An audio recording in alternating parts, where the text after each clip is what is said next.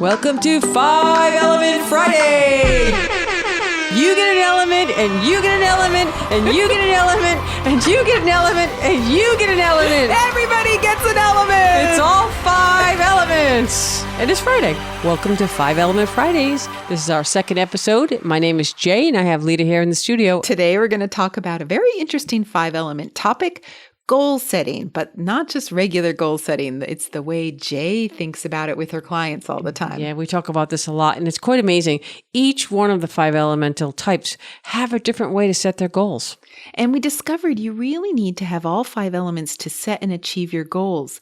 And luckily, you have all 5 elements within you. And if you really want to master them, it's like an alchemical process. This is what you need to do. You need all of them to get what you want. It's being aware, and then you start to look at how each element sets or does not set goals. And how do we have to work with our own 5 elements stack up for our goal setting and achievements to actually come to fruition.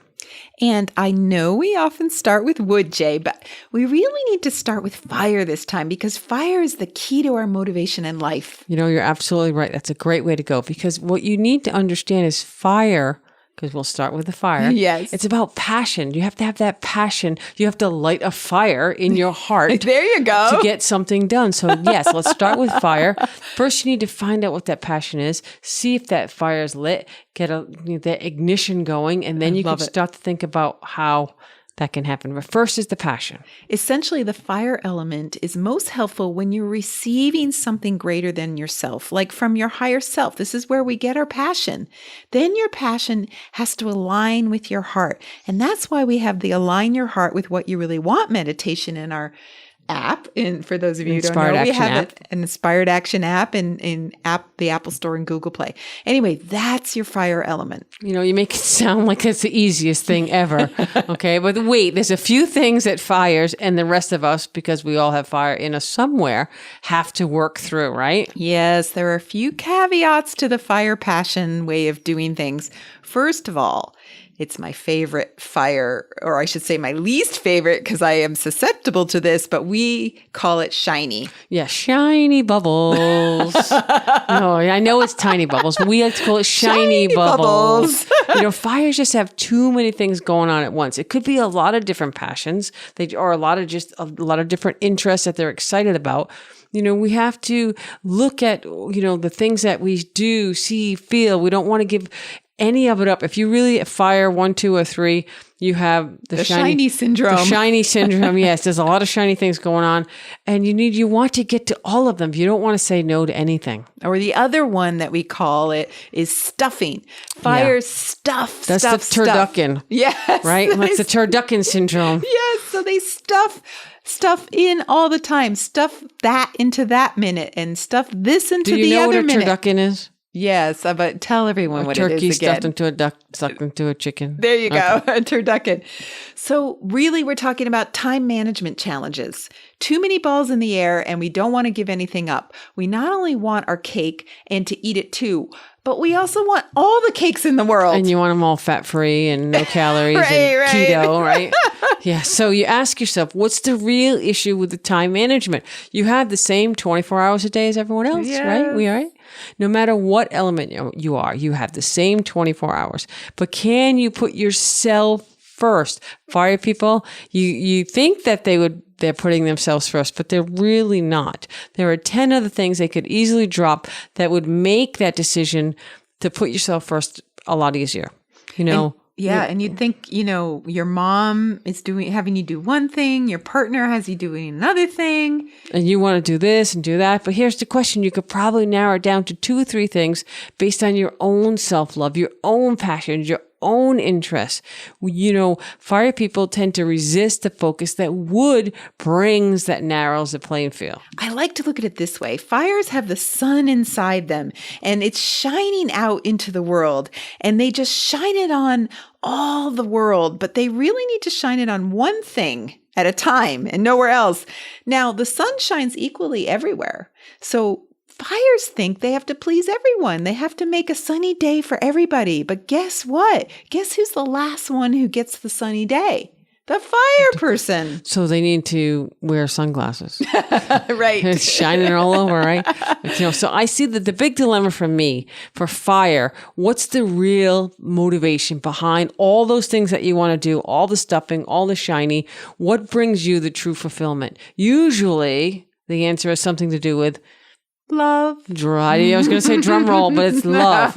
Okay, so fire has a lot to do with love and relationships. You may think the one thing you want and the outcome will bring you this happiness, but guess what? It's usually has to do with someone else and their heart, not necessarily your own heart, but really you just want a better relationship or harmony or no discord with the other person. You want love and you'll do crazy things to get it.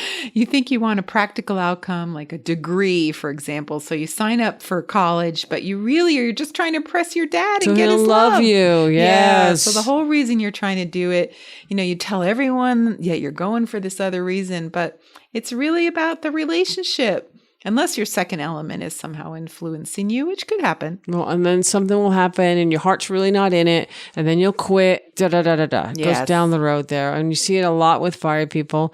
You see with all elements, but we're going to talk about this for today, the passion. The most common answer for a fire person to achieving a goal is just to work harder. That's what they want to do. They think if they plow through it, they'll be able to get it all done. Because they want it all. They want it all. They don't want to cross anything off that list. They want all those turduckens every day. They want to line up all their turduckens in a row and see if they can get them. But here's the thing. It just at some point reaches that level of burnout. Yeah, and they're the ones who end up suffering. Yeah, they just can't. Oh, back to suffering. We just did the whole podcast on suffering. So you really think about it. They don't get enough sleep. They don't get enough food. Their bodies start to break down. It's really taking the toll on them. It's a classic fire challenge, isn't it? Yeah. So who's suffering? That's right. So, yeah. So you might think you'll get satisfaction if you cross one more thing off your to-do list, but the to-do list is never ending. So that's a false premise.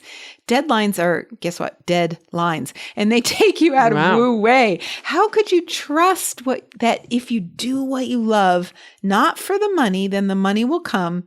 That's fire when they turn it around. That's the passion. When the flames of passion, whether it's about a new project or a new lover or whatever, it's very, very strong. So to help you fulfill the things that you're truly passionate about, we can all use our fire element. It's like the superpower that we have.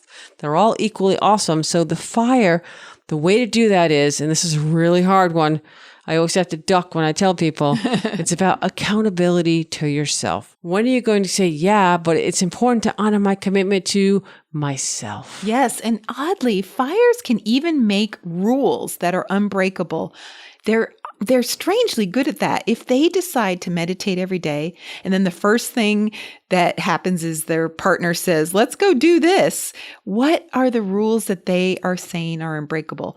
It doesn't have to be meditate every day, but if it is, the fire person can make that commitment to themselves. They may be able to do that because the heart is the supreme controller. Right. And, if they just say, I'm doing this, they'll tell their partner, yes, but you have to wait 20 minutes until I go meditate.